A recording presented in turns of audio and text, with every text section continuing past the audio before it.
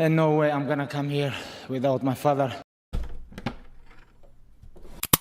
Khabib is single-handedly probably the greatest mixed martial arts fighter of all time. He's not the greatest kickboxer and he's not the greatest boxer of all time, but he is without a shadow of doubt the greatest wrestler of all time. At least a lot of people do agree with that particular statement that I just made right there, and for good reason. He's 29 and 0. The majority of his fights went to submission and then of course knockouts and then decision.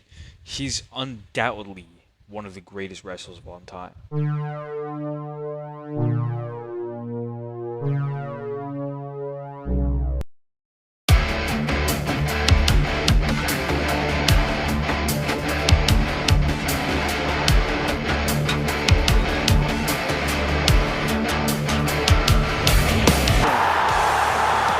Nurmagomedov under the chin, there's the top!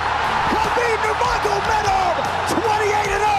Incredible, absolutely incredible the way he dominates people in the grappling. Never seen anything like it. And so I thought about making an analysis on Khabib and why exactly did he retire at 29 and 0? Because he could have gone to that perfect 30 and 0 and motherfucker could have left right there with his fucking Batman pajamas and just, dipped the fuck out of there. I mean, that would have been the better choice to leaving at a very unorthodox 29 and 0, in my opinion at least. And I know a lot of people were going to say that, well, it's because he made an oath to his father. And although I do respect Khabib and I love him a lot, why would he honor that oath when he was at the peak of his career, destroying everybody he went against, and without a shadow of doubt was going to be placed in the Mount Rushmore of greatest mixed martial arts fighters of all time? Not just greatest UFC fighters of all time, but greatest mixed martial arts fighters of all time. I find it hard to believe that this particular oath that he made to his father was that powerful to the point where he threw away his career in order to obey it. But at the same time, I would find it hard for me to do that. Like, I'm not close to my father at all, but for my mother, for example, if I made that oath to my mother and I was at the peak of my career and I was doing great, I don't know if I could just retire and it'd be wishy-washy easy. I think the rabbit hole goes a lot deeper than we actually think, and that's what I'm going to try doing in this video. I'm going to try digging down that rabbit hole to reach eventually what should be the climax of why Khabib retired. Again, I'm not a mind reader, this is just my analysis, and you guys are free to make any analysis you guys want in the comments section below. Now, this isn't going to be a piece apart the entire career of Khabib video. It's simply going to be me talking about the big four fighters that he fought. Justin Gaethje, Conor McGregor, Dustin Poirier.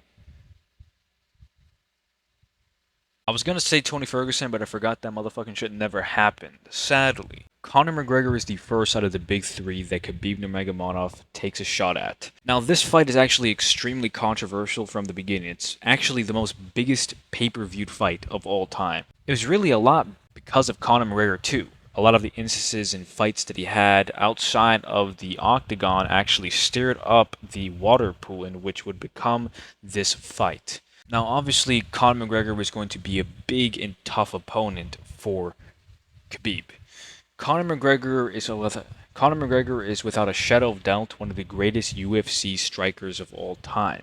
And essentially, he's in the Mount Rushmore by the time we're speaking right now.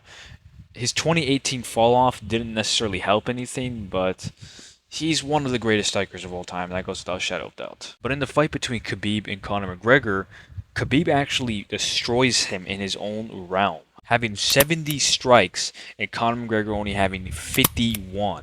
An absolute abominable display of skill was displayed by Khabib. And so Khabib really showed his prowess. And after beating Conor McGregor, he's not going to sit the fuck down and retire and, stoop down and live on a good farm. That's just not what Khabib does. And so next up is, of course, Dustin Poirier.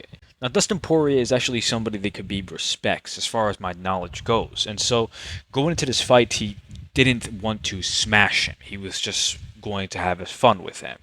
This fight was somewhat competitive, at least all the way to round 2, and it was actually one of the only displays we saw of somebody that was able to actually kind of warn out Khabib a little bit, just because of Dustin Poirier's skill in wrestling, whilst Conor McGregor had absolutely no skill in wrestling, and even I could really choke out Conor McGregor if he just stood still right there and maybe threw a couple of leg kicks and that's it. Obviously, Conor McGregor was not going to do as good as someone like Dustin Poirier, who has the whole wind-up. He's good at kickboxing, he's good at boxing, and he's almost great at wrestling. And so the fight was a pretty good pull, but ultimately it went in favor to Khabib. After this, we have a fight between Khabib Nurmagomedov and Justin Gaethje. That is actually the time that Khabib takes a moment to sit down and retire. At this point, Khabib made an oath to his father. Once his father dies, he will retire from UFC. And his father does die a couple of days before the fight between him and Justin Gaethje. And so he beats Justin Gaethje and ultimately retires. Now, here's why I'm going to talk about my tiny substrata of opinions behind why Khabib actually retired for as long as he has. I think he actually might have retired because of his father's passing. But I think the reason why he's been retired for as long as he has right now is because I don't think he just simply wants to fight. I think Khabib doesn't care about fighting too much like that anymore. I mean, at the end of the day, he has all the money he could possibly want. He's living the life. There's no need for him to go into an octagon and risk his life over and over and over again when he has 2 kids now, a wife, and is living the good life.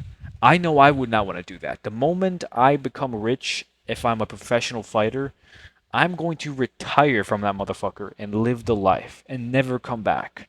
Because I'm risking my life every time I step in that octagon. And that's what we like to call prize fighting. But does Khabib still need to prize fight? Does he?